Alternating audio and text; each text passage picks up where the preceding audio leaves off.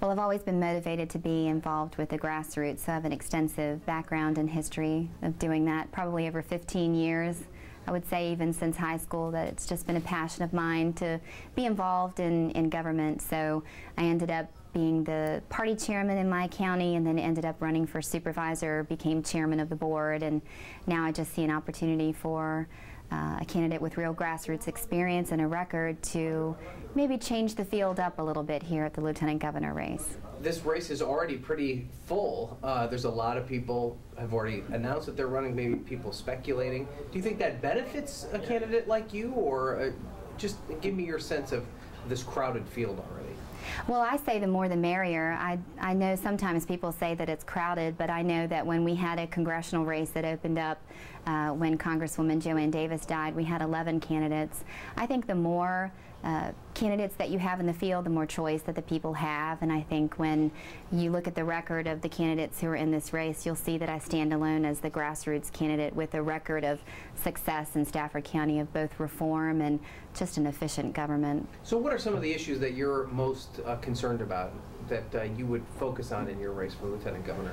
I would say the same issues that we've been concerned about in Stafford County. We want to have a healthy, vibrant economy because we want people to be able to have good paying jobs so that they can support their family and have that piece so that they can be involved in their community. We also care about the amount of spending and the role of government. We want a limited government. We think that government needs to get out of the way of families trying to just live their lives, and so that's what we've done in Stafford County. We've rolled back taxes 3 years in a row. We've rolled back general government administration to 2004 levels, and we've had a surplus every year. In fact, this year we're having a $7.7 million surplus, most of it from economic revenue. Some of it is from savings that we've had, but the majority of it is just successful economic policies. We know that government does not technically create the jobs, but we can provide an environment that makes it healthy for businesses to do business. And so Stafford County is a leader in job growth in the Commonwealth, as well as one of the lowest unemployment rates in the Commonwealth. So we think we're doing things right, and I just want to see that for all of Virginia. And so would you be a supporter of the way Governor McDonnell and Lieutenant Governor Bowling have conducted business up until this point? You think that is the kind of economic policies, at least, that need to continue in Virginia? I think Virginia absolutely has a great story that we're telling, and I do think that they've done a good job. I think from my perspective at the local level, the majority of the state budget goes to the localities, over 60% of it. And so I understand the impact of state decisions down at the local level, and some of the reforms that we've done on tax policies at the local level, even down to one-stop shops to do business in Stafford County. I think that we can continue on that reform. I think even if you're a business owner, you never just sit on your laurels and say, I've done well enough, I'm just going to coast. We can always do better, and so that's what I'd like to see in Virginia. You know, some local leaders have been critical of Governor McDonnell's budgeting, saying that he's putting too much of a burden on localities and schools in particular. Have you seen that in Stafford County? Have you, while he's attempting to balance difficult situations at the state level, that you as a local official have been forced to take on a bigger chunk of the burden?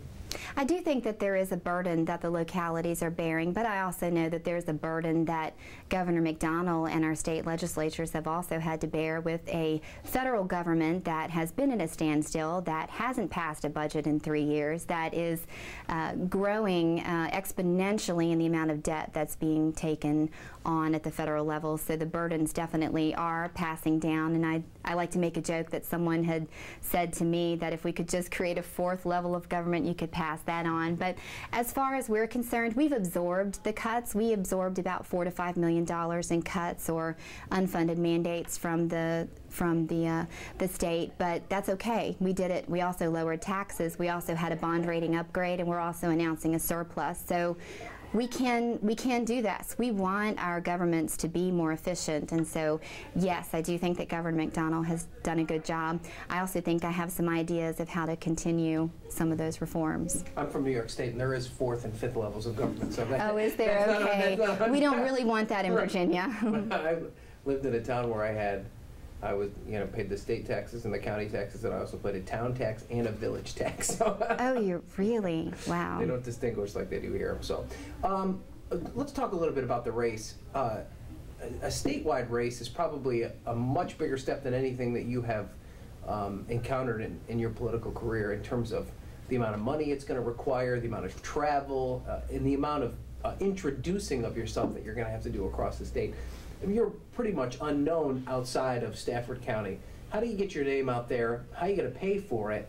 And how do you make yourself stand out amongst this very crowded field?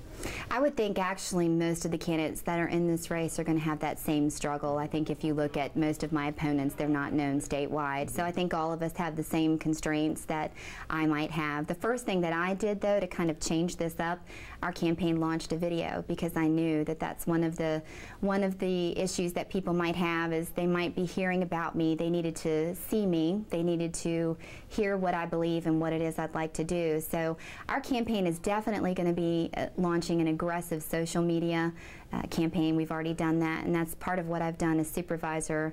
I've really wanted to have that communication with the people. But the convention is a different animal. You know, this is going to be all about the grassroots. This isn't about having a lot of money in your pocket and then you can go out and buy a lot of TV time. Really, the grassroots people, they want to know where you stand on the issues and what have you done. You know, what is your record? And I think that that's where my strength comes in, my grassroots experience, my leadership as the chairman of the 7th largest county in Virginia, and then the record that we have of just incredible you know, success in Stafford County. So the convention, was that more appealing to you when they decided to get a convention? Is that when you really started to seriously think about running for lieutenant governor? I had started before that, but I will tell you that the field has now been leveled. And now everyone is going to have to stand before the people and make their case. And I think that my case is pretty strong, and I think that that is why I'm most excited about this. It's giving me the opportunity. I already have been traveling around the state, and I'm able to talk one-on-one with all of the grassroots leaders and let them know this is what I believe and this is what I've done. What about the idea that you as a party could end up eating your own? I mean, that's a bad analogy, but isn't there some thought process to how a primary or convention could end up damaging you? I mean, right now there's only one Democrat in the race. That could obviously change, who's a pretty prominent Democrat. Are you concerned at all that he could get a head start, much like Governor McDonnell got on the Democrats in 2009, and leave you guys kind of in a difficult position once you emerge from a convention? Is there any sense of some sort of party unity where maybe you all need to get into a room and talk about who might be the best candidate? See, those kind of backroom deals is exactly what I'm running against. The way they've always been done, I don't necessarily think that that's what produces the best results. I think that the Founding Fathers were all about that debate. They were all about the friction of ideas and then having each person have a vote that counts so that each person has a say. So I would never accept the premise that we're better off just uniting behind one person from the beginning. That's more of an establishment type approach, and that's really not mine, and that's why I do think that this convention is offering us a great experience and ability to come together as a party, have a real hashing out of the ideas and what the vision is, and then all of the people are going to have a say in what candidate they want to put forward. And I think after you've done that, whoever emerges from that process is actually going to be the strongest candidate to be on the ballot. I'm also interested in you as a conservative Republican woman. I mean, Republicans have been beat over the head for the past year in this state about how they've approached issues relating to women. I've looked a bit at your stand on some of the social issues, and you tend to be a bit more conservative. Do you think that this has been fair, the way Governor McDonnell and the state legislature and Attorney General Ken Cuccinelli have been branded? I mean, they've called it a war on women. There's people constantly protesting in front of their offices. What role do you play in that debate when it comes to social issues in a year?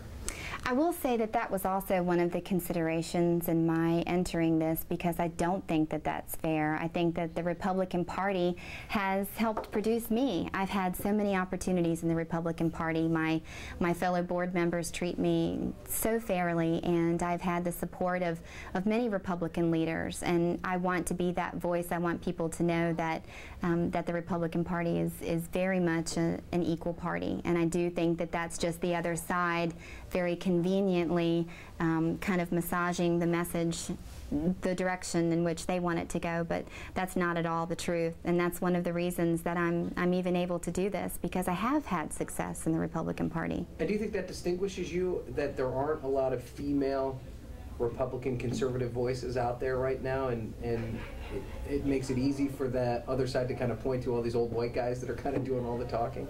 I don't think it distinguishes. I think it's just another perspective maybe that hasn't been present, and it's the same impact that I've had at the county level. I'm the only female on the board. My perspective isn't better.